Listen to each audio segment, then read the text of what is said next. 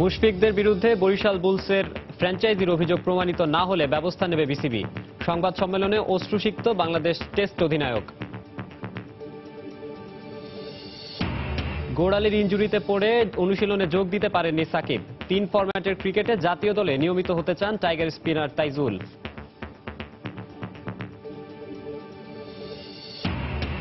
নারী বিশ্বকাপে ইংল্যান্ড অস্ট্রেলিয়ার পর সেমিফাইনাল নিশ্চিত করেছে ভারত ও দক্ষিণ আফ্রিকা। গ্রুপ পর্বের শেষ ম্যাচে কিউইদের বিপক্ষে 186 রানের বিশাল জয় মিথালি রাজের দলের। প্রস্তুতি ম্যাচে হারের জন্য ফুটবলার কিংবা কোচ কেউই দায়ী নন, মন্তব্য বিশ্লেষকদের। মূল আসরে এই ফলাফল প্রভাব বিস্তার করবে না।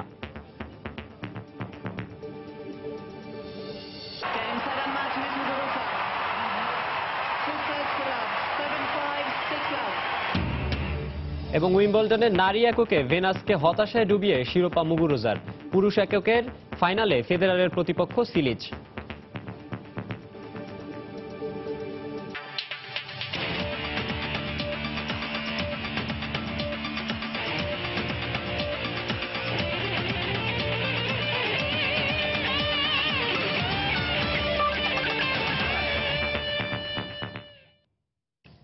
বিশ্বের নানা প্রান্তের খেলাধুলার খবর নিয়ে আমাদের নিয়মিত আয়োজন খেলার সময়। এর আয়োজনে আপনাদের সঙ্গে আছে আমি মাকসুম আলম খান।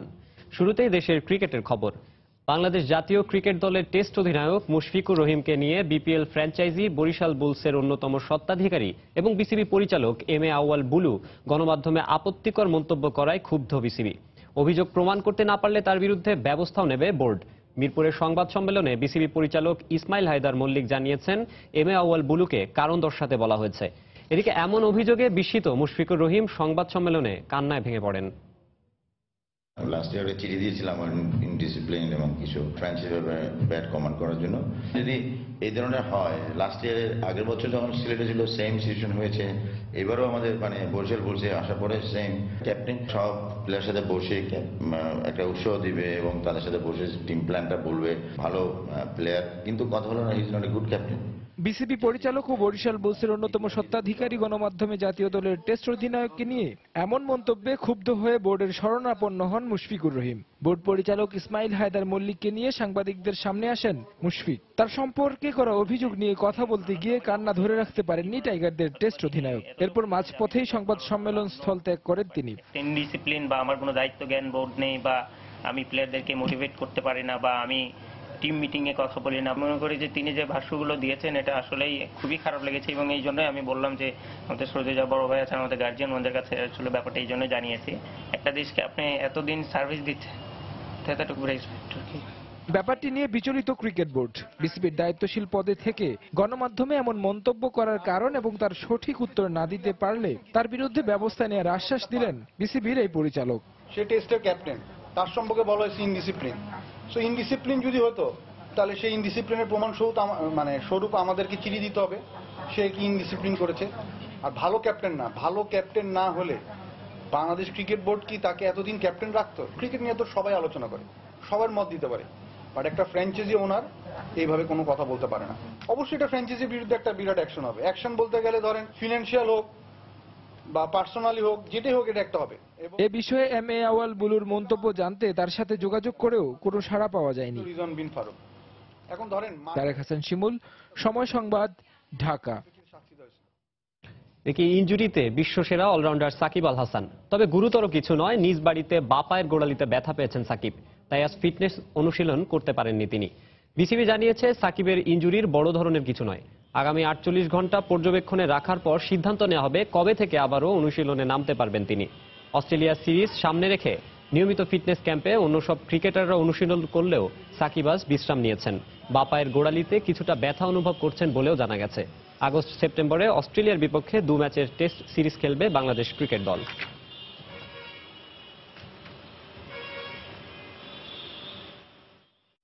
ইংল্যান্ডের বিপক্ষে হোম কন্ডিশন কাজে লাগিয়ে ভালো ফল পেয়েছে টাইগাররা, তাই অস্ট্রেলিয়ার বিপক্ষেও পরিচিত কন্ডিশনের সুযোগ কাজে লাগাতে পারলে হোম সিরিজে ইতিবাচক কিছু করা সম্ভব বলে জানিয়েছেন বাংলাদেশ দলের স্পিনার তাইজুল ইসলাম।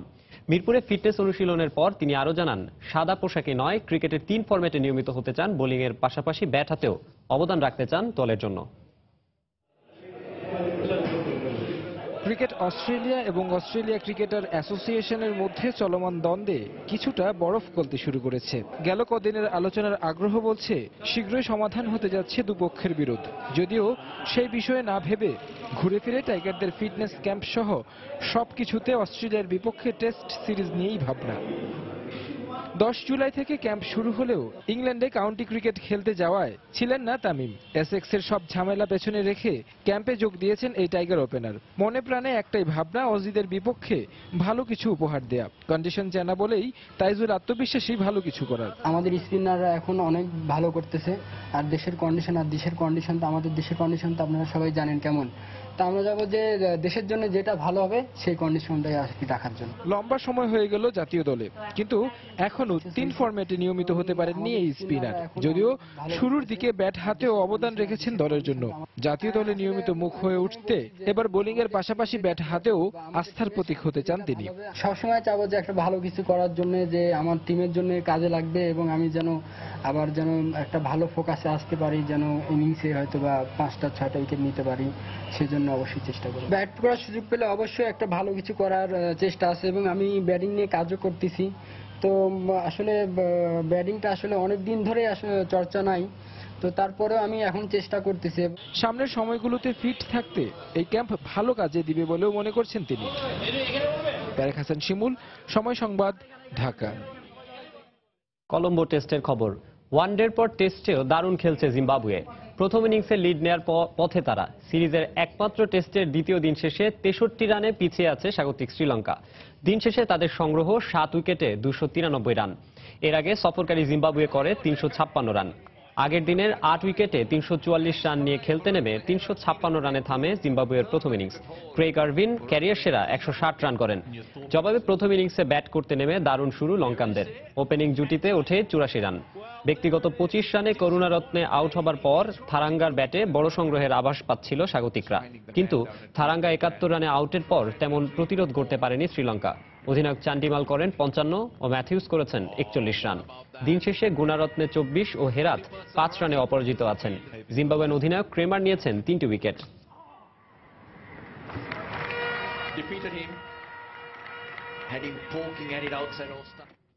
আগের চেয়ে কিছুটা হলেও পরিস্থিতি উন্নতি হয়েছে ক্রিকেট অস্ট্রেলিয়ার বোর্ড ও ক্রিকেটারদের মধ্যে সৃষ্ট অস্থিরতার। দুপক্ষের মাঝে দুদিনব্যাপী বৈঠক শেষ হওয়ার পর সেরকমই ইঙ্গিত পাওয়া গেছে। দেশটির 230 জন ক্রিকেটার বেকার থাকায় বিষয়টি নিয়ে সমগ্র বিশ্বজুড়েই চলছে নানা আলোচনা। আগামী সোমবারের মধ্যে দুপক্ষের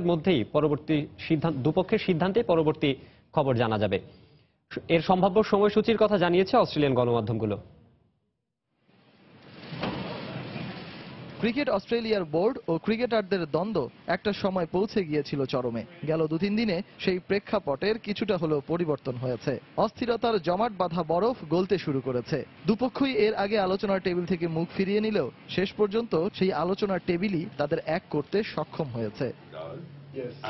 কিন্তু বিষয়টি কি শুধু আলোচনার মধ্যেই সীমাবদ্ধ থাকবে? প্রায় 2 সপ্তাহ পেরিয়ে গেছে দেশটির 230 জন ক্রিকেটার বেকারত্ব নিয়ে সময় কাটাচ্ছেন। এই অচল অবস্থার একটা সমাধানের প্রত্যাশায় শুধু অস্ট্রেলিয়ান ক্রিকেটের শুভাকাঙ্ক্ষীরাই নন, পুরো বিশ্বই যেন তাকিয়ে রয়েছে।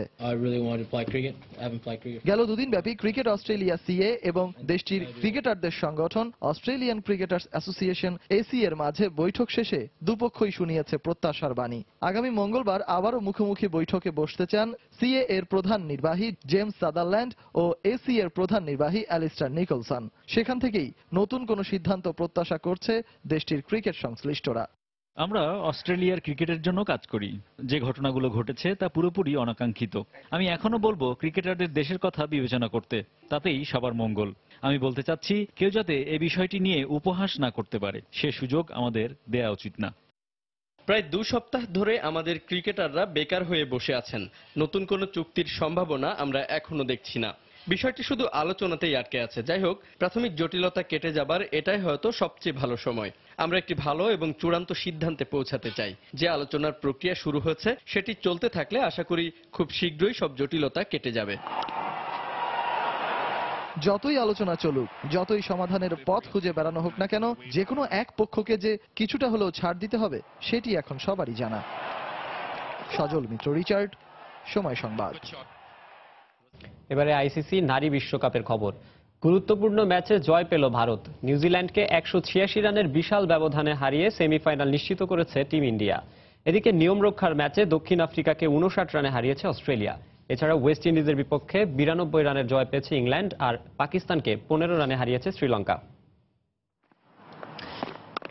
অস্ট্রেলিয়া, ইংল্যান্ড আর দক্ষিণ আফ্রিকা সেমিফাইনাল নিশ্চিত করেছে আগেই, কিন্তু চতুর্থ দলটি ছিল অনিশ্চিত, যদিও হিসেবটা ছিল সহজ। ভারত নিউজিল্যান্ড ম্যাচে যে দল জিতবে সেমির চৌকাঠ মারাবে তারাই। এই সমীকরণটা ভারতের মেয়েরা মিলিয়েছে নির্বিঘ্নেই। টিম ইন্ডিয়ার সামনে দাঁড়াতেই পারেনি কিউইরা। ডার্বিতে টস হেরে ব্যাটিংয়ে নামা ভারত 21 রানে 2 উইকেট হারিয়ে ফেলে, কিন্তু আবারও দায়িত্ব কাঁধে তুলে নেন অধিনায়ক মিথালি রাজ। হরমনপ্রীত কৌরকে সঙ্গে নিয়ে নারীদের ওয়ানডে ইতিহাসের এই সর্বোচ্চ রান সংগ্রাহক তৃতীয় উইকেটে যোগ করেন 132 রান। 60 রান করে সঙ্গী বিদায় নিলেও থামেননি মিথালি। ষষ্ঠ সেঞ্চুরি তুলে 109 রানে আউট হন তিনি। এরপর 45 বলে 70 রানের ঝোড়ো ইনিংসে ভারতের সংগ্রহকে 265-তে নিয়ে যান কৃষ্ণমূর্তি। জবাব দিতে নেমে টালমাটাল কিউই ব্যাটিং লাইন আপ। এক রাজেশ্বরীর ঘূর্ণিতেই ধসে গেছে সেমিতে ওঠার স্বপ্ন। 7 ওভার 3 বলে 15 রান দিয়ে 5 উইকেট নিয়েছেন তিনি। স্যাটারথওয়েটের 26 রান ছাড়া বলার মতো ইনিংস খেলতে পারেননি কেউ। এদিকে টনটনে আনুষ্ঠানিকতার ম্যাচে প্রথমে ব্যাট করতে নেমে ওপেনিং জুটিতেই 114 রান সংগ্রহ করে অস্ট্রেলিয়া। মুনি 53 ও বোল্টন করেন 79 রান। মাঝে 75 রানের দারুণ একটি পার্টনারশিপ গড়েন পেরি ও ব্ল্যাকওয়েল। পেরির 55, ব্ল্যাকওয়েলের 33 রানে শেষ পর্যন্ত 269 রানের বড় সংগ্রহ পায় অজিরা। ভালোই জবাব দিতে থাকে দক্ষিণ আফ্রিকাও। উলভার্টের 71 আর চেটির 37 রানে অনেকটা পথ পাড়ি দেন টপ অর্ডাররাই। তবে অগ্রজদের দেখিয়ে দেওয়া পথটা অনুসরণ করতে পারেননি বাকিরা। ইসমাইল 26 ও ডু পেরেস করেন 20 রান। দুটি করে উইকেট নেন জোনাসেন, পেরি ও হেওনেস। মাকসুম আলম খান, সময় সংবাদ। উইম্বলডন টেনিসের খবর। নারী এককে সবচেয়ে বেশি বয়সে গ্র্যান্ড স্ল্যাম জয়ের রেকর্ড গড়তে পারলেন না ভেনাস। উইলিয়ামস পরিবারের বড় বোনকে কাঁদিয়ে প্রথমবারের মতো উইম্বলডনের শিরোপা জিতলেন স্পেনের গারবাইন মুগুরোজা। কনচিতা মার্টিনেসের পর প্রথমবারের মতো কোনো স্প্যানিশ নারী খেলোয়াড় হিসেবে জিতে নিলেন অল ইংল্যান্ড ক্লাবের একক শিরোপা। এ অশ্রু আনন্দের, এ অশ্রু সব বাধা জয় করে বিশ্ব মঞ্চে নিজেকে মেলে ধরার। ভেনাস উইলিয়ামসের স্বপ্নযাত্রা থামিয়ে দেয় এ উল্লাস যে শুধু তাকেই মানায়। 5 বারের উইম্বলডন জয়ী ভেনাস উইলিয়ামসের মতো তারকাকে হারিয়ে শিরোপা জয় করে গারবাইন মুগুরোজা তাই উঠছেন মুক্ত বিহঙ্গের মতো। বাজিকরদের বাজি, সমর্থকদের হিসেব নিকেশ, সব জায়গা জুড়েই শিরোপার দৌড়ে ফেভারিট ছিলেন ভেনাস উইলিয়ামস। উইম্বলডনের এ আসরে শুরু থেকে উড়েছেন প্রজাপতির মতো। উন্মুক্ত যুগে সবচেয়ে বেশি বয়সে গ্র্যান্ড স্ল্যাম জয়ের অনন্য রেকর্ডের সামনে ছিলেন 37 বছর বয়সী এই তারকা। গ্র্যান্ড স্ল্যাম জয়ের স্বাদ পাননি টানা 9 বছর, তাই ক্যারিয়ারের পরন্ত বেলায় একটি গ্র্যান্ড স্ল্যামের জন্য মুখিয়েছিলেন উইলিয়ামস পরিবারের বড় মেয়ে। কিন্তু তার সব স্বপ্ন চুরমার করে দিয়েছেন 23 বছর বয়সী মুগুরোজা নামের এক স্প্যানিশ তরুণী। ফাইনালে প্রথম সেটে 7 বারের গ্র্যান্ড স্ল্যাম জয়ী তারকার সঙ্গে সমান তালে লড়েছেন মুগুরোজা। শুরুতে তীব্র প্রতিদ্বন্দ্বিতা গড়ে তুললেও শেষ দিকে আর পেরে ওঠেননি। 7-5 গেমে প্রথম সেট জিতে নেন মুগুরোজা। সমর্থকদের প্রত্যাশা ছিল দ্বিতীয় সেটে হয়তো নিজের সেরা ফর্ম ফিরে পাবেন ভেনাস, কিন্তু তা হয়নি। এই সেটে আরো আগ্রাসী হয়ে খেলেন 23 বছর বয়সী স্প্যানিশ তারকা। মুগুরোজার দাপটের কাছে কোণঠাসা হয়ে পড়েন ভেনাস। দ্বিতীয় সেট 6-0 গেমে জিতে প্রথমবারের মতো উইম্বলডন জিতে উল্লাসে মাতেন মুগুরোজা। 1994 সালে কনচিতা মার্টিনেসের পর প্রথমবারের মতো কোন স্প্যানিশ নারী খেলোয়াড় হিসেবে জিতে নিলেন অল ইংল্যান্ড ক্লাবের একক শিরোপা। এর আগে গেল বছর ফ্রেঞ্চ ওপেন জিতেছিলেন মুগুরোজা। 2015 সালের উইম্বলডনের ফাইনালে উঠলেও ভেনাসের ছোট বোন সেরেনার কাছে হেরে স্বপ্ন পূরণ হয়নি মুগুরোজার। তাই এবার প্রতিশোধটা ভালোভাবেই নিলেন এই স্প্যানিশ তারকা। পারভিন আক্তার, সময় সংবাদ। উইম্বলডনের আরো খবর। একজনের সামনে 8ম শিরোপা জয়ের হাতছানি, অন্যজনের এবারই প্রথম। বলা হচ্ছে পুরুষ এককের 2 ফাইনালিস্ট রজার ফেদেরার ও ম্যারিন সিলিচের কথা, যেখানে আগ্রাসী ঢঙে খেলে শেষ হাসি হাসতে চান ফেডেক্স। আর সিলিচ বুধ হয়ে আছেন স্বপ্ন পূরণের। উইম্বলডনের অল ইংল্যান্ড লন টেনিস গ্রাউন্ডে ম্যাচটি শুরু হবে রোববার সন্ধ্যা 7টায়। কথায় বলে বাঘ এক পা পেছনে যায় শিকারের উপর আরো হিংস্রভাবে ঝাঁপিয়ে পড়তে। এই প্রবাদেই খুঁজে পাওয়া যায় ফেডেক্সের ফ্রেঞ্চ ওপেন থেকে স্বেচ্ছায় নিজেকে প্রত্যাহার করে নেয়ার কারণ। গেল এক যুগেরও বেশি সময় ধরে টেনিস কোর্টে চমক দেখিয়েছেন ফেদেরার, উইম্বলডন এবার অপেক্ষায় বুড়ো হারে শেফিল্ডকে দেখার। সবচেয়ে বেশি বয়সে উইম্বলডনের ফাইনাল খেলার কীর্তিটা কেন রোজওয়ালের। তবে উন্মুক্ত যুগের টেনিসে এই রেকর্ডের মালিক এখন ফেদেরার। শুধু রেকর্ডের হিসেব নয়, 35 বছর বয়সেও কি দুর্দান্তই না ফেডেক্স। 29টি গ্র্যান্ড স্ল্যাম ফাইনালের পথে 3বার অপরাজিত থাকার যে কীর্তি করেছেন তিনি, তার শেষটিও এবার। সেরা ফর্মে থাকলেও সিলিচের বিপক্ষে বেশ কঠিন পরীক্ষাতে পড়তে হবে ফেডেক্সকে। দুর্দান্ত সব ফোরহ্যান্ড আর ব্যাকহ্যান্ডে যেখানে প্রতিপক্ষকে পরাস্ত করেন ফেদেরার, সেখানে মারিন সিলিচের মারণাস্ত্রের নামটা সার্ভিস। সেটিকে সমীহ করলেও টেনিসের বরপুত্রের চোখ 19তম গ্র্যান্ড স্ল্যামের দিকেই।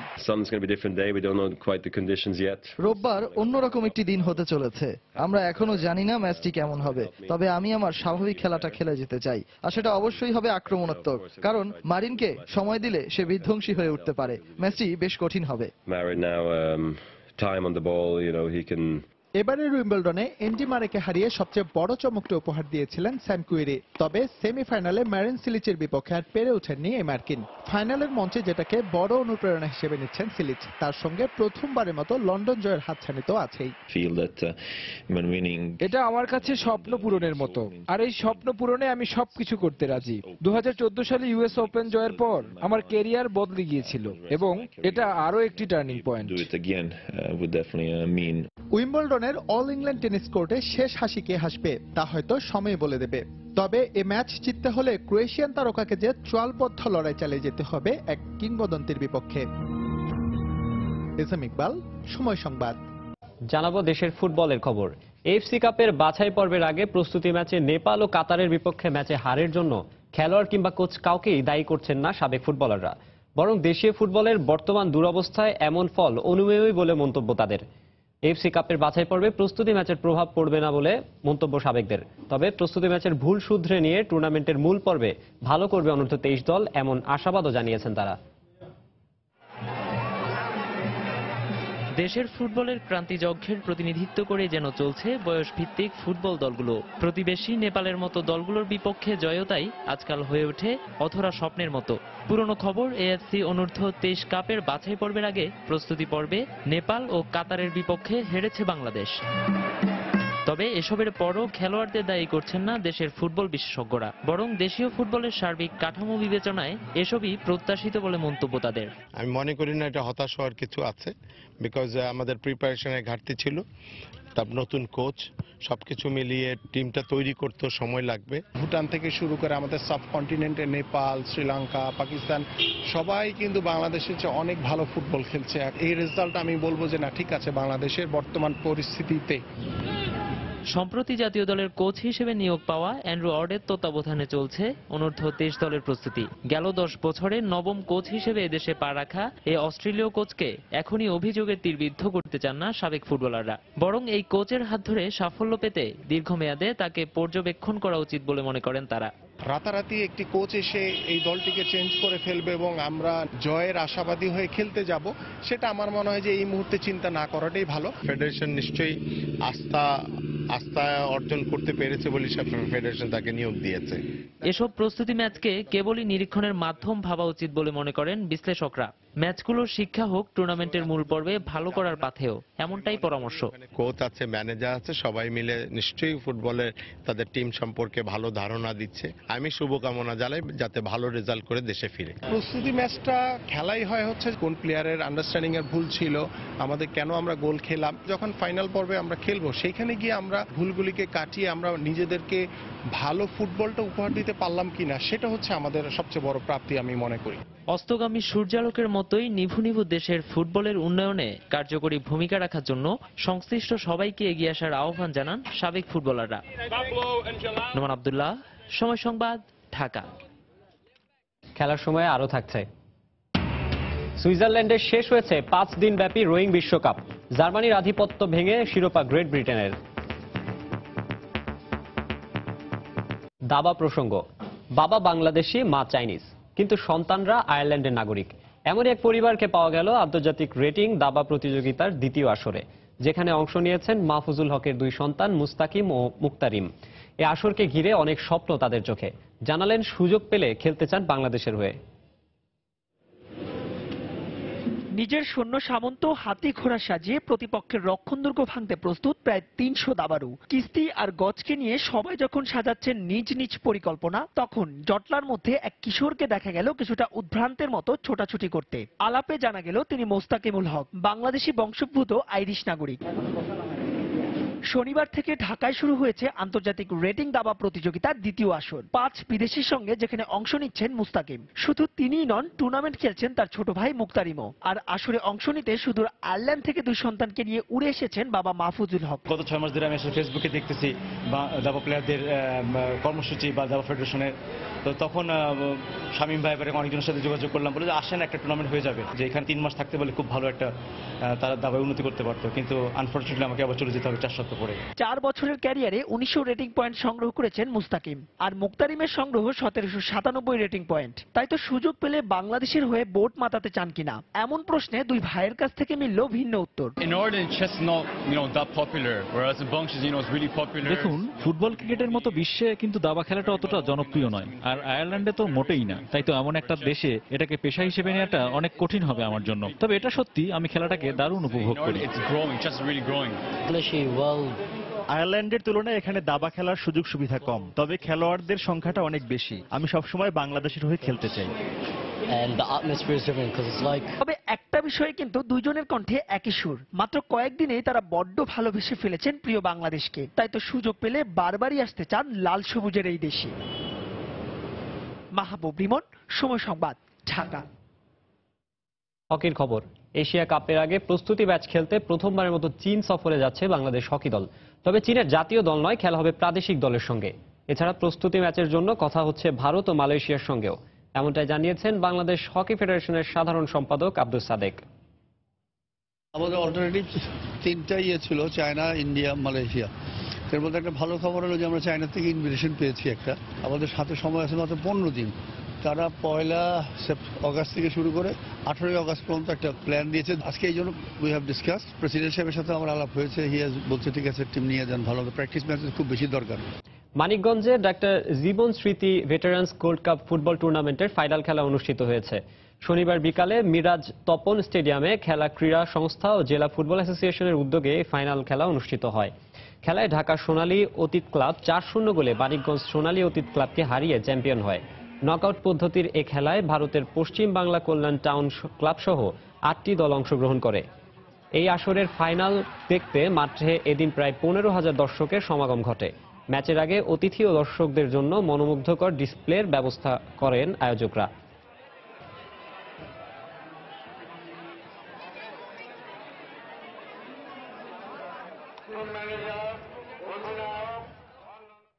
শনিবার মেহেরপুরে অনুষ্ঠিত হয়েছে শেখ রাসেল ফুটবল টুর্নামেন্টের ফাইনাল খেলা। আসরে শিরোপা জিতেছে এফসিবি ক্লাব।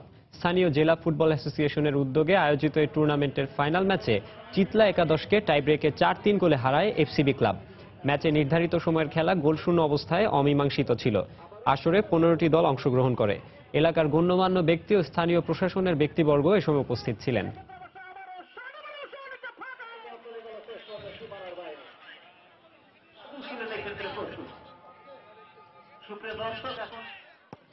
রোয়িং, বাংলায় যাকে সবাই চেনে নৌকা বাইচ হিসেবে, সুইজারল্যান্ডে অনুষ্ঠিত হলো 5 দিনব্যাপী রোয়িং বিশ্বকাপ।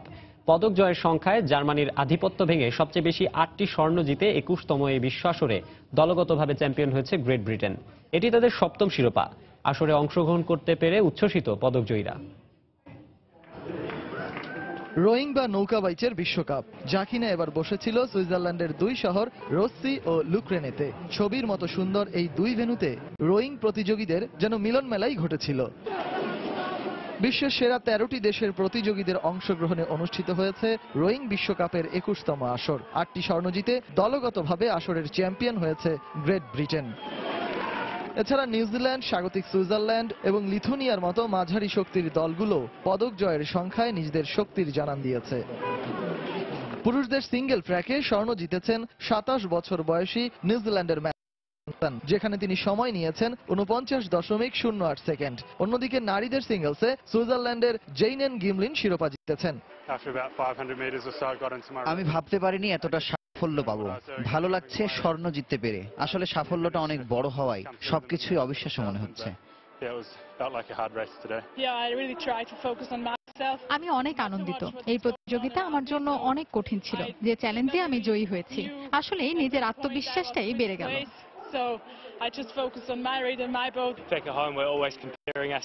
আমরা আসলে সারা বছর অনুশীলনে ব্যস্ত থাকি, তাই প্রতিযোগিতা আমাদের কাছে অনেকটাই উপভোগের বিষয়। সবকিছুই ভালো হয়েছে, খুব স্বস্তিতে আছি বলতে পারেন।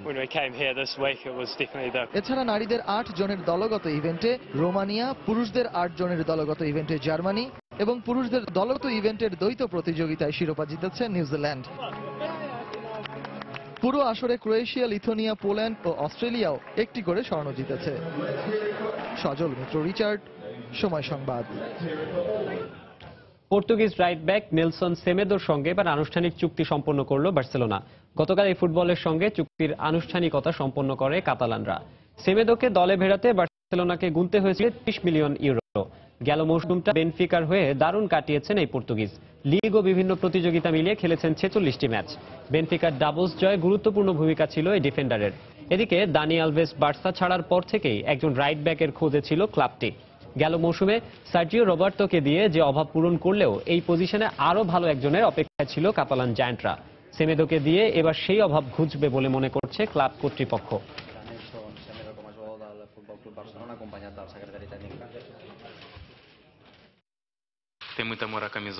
আমি এমন একজন ফুটবলার যে তার জার্সিকে খুবই ভালোবাসি এবং সেটা যখন যে দলের হয়ে থাকে।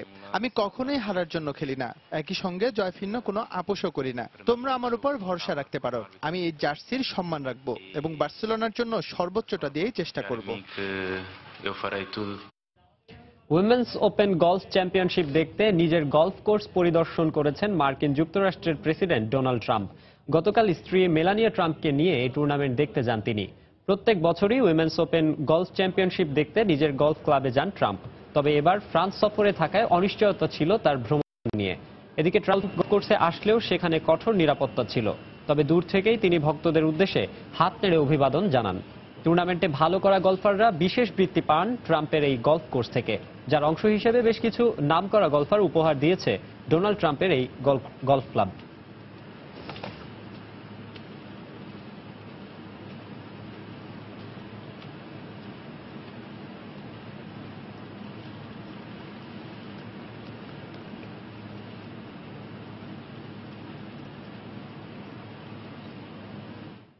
খেলার সময়ের শীর্ষ সংবাদগুলো জানিয়ে দিচ্ছে আরেকবার। মুশফিকের বিরুদ্ধে বরিশাল বুলসের ফ্র্যাঞ্চাইজির অভিযোগ প্রমাণিত না হলে ব্যবস্থা নেবে বিসিবি। সংবাদ সম্মেলনে অশ্রুসিক্ত বাংলাদেশ টেস্ট অধিনায়ক। গোড়ালির ইনজুরিতে পড়ে অনুশীলনে যোগ দিতে পারেননি সাকিব। 3 ফরম্যাটের ক্রিকেটে জাতীয় দলে নিয়মিত হতে চান টাইগার স্পিনার তাইজুল। নারী বিশ্বকাপে ইংল্যান্ড অস্ট্রেলিয়ার পর সেমিফাইনাল নিশ্চিত করেছে ভারত ও দক্ষিণ আফ্রিকা। গ্রুপ পর্বের শেষ ম্যাচে কিউইদের বিপক্ষে 186 রানের বিশাল জয় মিথালি রাজের দলের। প্রস্তুতি ম্যাচে হারের জন্য ফুটবলার কিংবা কোচ কেউই দায়ী নন, মন্তব্য বিশ্লেষকদের। মূল আসরে এই ফলাফল প্রভাব বিস্তার করবে না।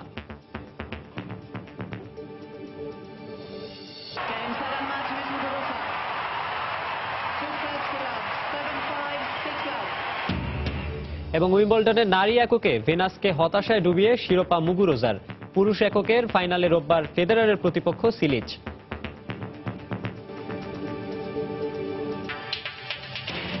দর্শক, এই ছিল খেলার সময়ের এখনকার আয়োজন। যে কোনো খবর পেতে ভিজিট করুন সময়নিউজ.tv। আর খেলার জগতের সব খবর, সর্বশেষ খবর জানতে সঙ্গেই থাকুন সময়ের।